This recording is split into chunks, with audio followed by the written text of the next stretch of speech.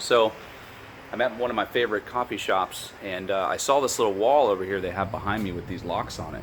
And being a self-storage guy, I'm like, man, look at all those locks. But more specifically, look at all those locks that you should never ever use. So I'm probably the only one sitting here that would even look at this wall and think anything to do with self-storage. But there's a number of locks here. If I were to give you a quiz, which one of these should you use or should you not use for your storage unit? And if you're a storage owner, which one of these should you not be selling? So let's take a look here at some of these locks in a little closer detail. All right, so we got quite a variety here. This looks just like the Wailing Wall of locks or something. I'm not exactly sure what this is, but it's everybody coming up and putting on a lock. So a number of different things here. I'm gonna go ahead on a limb and just say, this one right here is probably a no. If you're putting that on your storage unit, well, somebody could walk up with a pair of wire cutters and clip that thing off. Let's see what else we got here. All right, well, hey, this looks sturdy, this one right here and this guy right here. Well, these look pretty good. We should probably use those, right? Wrong. You should really never be using any types of locks that have this mechanism right here exposed, where someone with some bolt cutters and just a little bit of elbow grease and a little bit of a will could just come up and get that thing off. It's very, very easy. Oh, here we go. Combination lock. Well, that's secure. You got to know the combination to get in there. Well, same thing, right?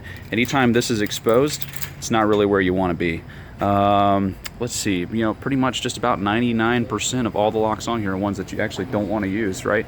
Oh, good morning. How are you? Now, this one up here is a good one. See, this is actually what's called a disc lock. This is actually the kind that you want to have because the mechanism for the lock is actually not exposed. And so you cannot just come up with a bolt cutter and get access to this. It's very hard to get the teeth in. Of course, I never say never, nothing's impossible, but that's a really secure type of lock, right? Actually, better case, if you stored a type of facility where they have the cylinder locks, that's a cylindrical type of lock that actually goes into the unit, and the face of the lock is it's flush with the door of the unit, so you really have nothing. So really cylindrical locks would be the best, but if you can, get you a good quality disc lock like one of these over here.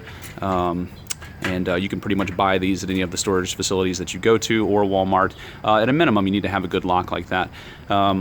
Yeah, so at our places, we don't actually sell these padlocks anymore. We used to. When I first got into the business, I said, well, it'd be nice to let the customers have a choice. I'll let them choose between one of these disc lock things and then maybe one of these padlock things, kind of give them a choice and let them choose. But after, you get a number of these things clipped off. They're so easy to clip off with bolt cutters. We just stopped selling them because it wasn't really about variety, about choice anymore. They just weren't secure. So if you're still selling these at your property, I probably wouldn't sell them. And from a customer perspective, you don't need to be using something like this. It's just super easy to get off. You don't even realize. And it's quiet. Now, can you still get these off, these disc locks? Yeah, sure, ultimately. But it takes a little more work. It probably takes some power equipment. And honestly, it's very loud. It's just way less conspicuous. And again, a lot of these crimes, people getting into your unit, are just crimes of opportunity. And so if you've got one of these on your locks, and then you're the guy next to them that's got this little sucker right here, and they've only got a couple of seconds to get into a unit, which one do you think they're going to go with? So anyway, that's just something I saw while I was sitting here drinking my coffee, and it's really cool. So I'm going to go actually back inside and do what I came to do, which is actually drink my coffee. So hope you guys found that interesting.